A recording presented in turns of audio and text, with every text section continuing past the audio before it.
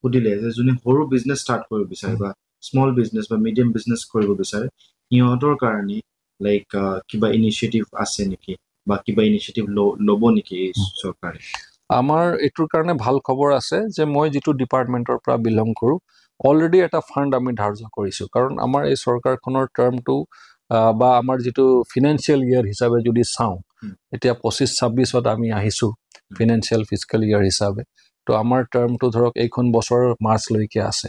আমাৰ ন' ডাউট এতিয়া ইলেকশ্যন আহি গৈছে, অহা মাহত হয়তো ইলেকশ্যন হ'ব, নিৰ্বাচন হ'ব, কিন্তু অহা মাহতেই by the end of September আমাৰ ৰিজাল্টখিনি ওলাই যাব। তো অক্টোবৰৰ পৰা আকৌ ফাংচন কৰিবলৈ আৰম্ভ কৰিম।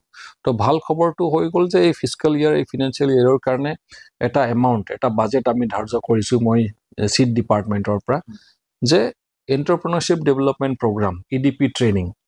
তো সেই EDP ট্ৰেইনিঙৰ জৰিয়তে যিসকলে বিজনেছৰ কাৰণে ইচ্ছুক, সৰু দোকানৰ পৰা আৰম্ভ কৰি কি ধৰণে তেখেতসকলে বিজনেছত নামিব, কি ধৰণে এণ্টাৰপ্ৰেনাৰ্ছ হ'ব পাৰিব, তো সেইটো এংগেলত আমি এটা ট্ৰেইনিং প্ৰগ্ৰাম অলৰেডি শ্বেডিউল কৰিছোঁ, বাজেটো ধাৰ্য কৰিছোঁ।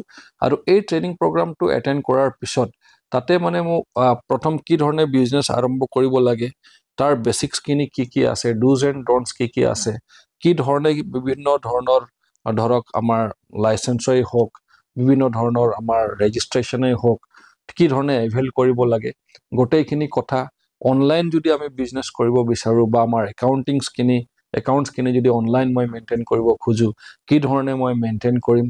আৰু এতিয়া বিজনেছৰ কথা ক'লে আমাৰ ছাপ্লাই আৰু ডিমাণ্ডৰ কথা আহে ন, ছাপ্লাই আৰু ডিমাণ্ড, এই কনচেপ্টটো ক্লিয়াৰ হ'ব লাগিব যিবিলাকে বিজনেছ কৰে। তো এইখিনি কথা কনচেপ্টবিলাক, বেছিক কনচেপ্টবিলাক আমি তেখেতসকলক অৱগত কৰাম আৰু মাৰ্কেট এনালাইচিছটো কৰিব লাগিব, যে অকল মানে কি ধৰণৰ প্ৰডাক্ট চলে বা কি ধৰণৰ তেখেতসকলে বিজনেছ কৰিলে তাতে শ্বাইন কৰিব পাৰিব ন। তো সেই গোটেইখিনি কথা আমি অলৰেডি এই ট্ৰেইনিং প্ৰগ্ৰামৰ জৰিয়তে এটা কোৰ্চ মানে কণ্টেণ্ট এটা বনাইছোঁ, যে কি কি কাভাৰ হ'ব তাতে অলৰেডি সেইটো প্লান কৰা হৈ গ'ল। তো নিশ্চিতভাৱে এতিয়া সময় যিহেতু ইলেকশ্যনৰ কাৰণে আহি গ'ল, হয়তো আমি খৰধৰত কৰিব খোজা নাই, কাৰণ একদম সুস্থিৰভাৱে আমাৰ মানে যিটো ইণ্টাৰেষ্টেড কেণ্ডিডেটছ বা যিবিলাকে সঁচাকৈ এটা ইণ্টাৰেষ্ট আছে, ইচ্ছা আছে, তেখেতসকলে ইচ্ছুক যে মই বিজনেছ কৰিম, কাৰণ ইয়াত বহুত বিজনেছৰ স্ক'প আছে। কাৰণ আমাৰ শ্ৰীৰামপুৰ সমষ্টিত দুখনকৈ এতিয়া নেশ্যনেল হাইৱে আমি পাই গ'লোঁ। এটাটো আমাৰ যিটো এক্সিষ্টিং যিটো আছে নেশ্যনেল হাইৱে, আৰু এতিয়া নতুনকৈ আমাৰ শ্ৰীৰামপুৰ চাৰিআলিৰ পৰা আমাৰ ধুবুৰী ফুলবাৰীলৈকে যিটো কনষ্ট্ৰাকশ্যন চলি আছে নেশ্যনেল হাইৱে 127B।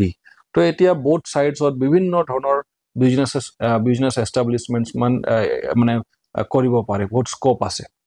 তো সেইকাৰণে আমি এইটো প্লান কৰিছিলোঁ, এইটো এইম কৰিয়ে যাতে আমাৰ ইউথছবিলাকক ৰেডি কৰাব পাৰোঁ। তো এইখিনি ভাল খবৰটো হ'ল যে আমাৰ অলৰেডি বাজেট আছে, ধাৰ্য কৰা হৈছে। এতিয়া আমাৰ ইউথছবিলাকক চুজ কৰি, ছিলেক্ট কৰি, যাৰ সঁচাকৈ ইণ্টাৰেষ্ট আছে তেখেতসকলক এই ট্ৰেইনিংটো আমি দিয়াই দিম। আৰু বাকী যিবিলাক আছে আমাৰ KVICৰ পৰা, তো সেইখিনিতো ডেফিনেটলি লিংক আপ কৰা হ'ব, যাতে তেখেতসকলে স্মল হওক, মিডিয়াম হওক, সেইবিলাক এণ্টাৰপ্ৰাইজত বা সেইবিলাক বিজনেছত তেখেতসকলে যাতে আগবাঢ়িব পাৰে।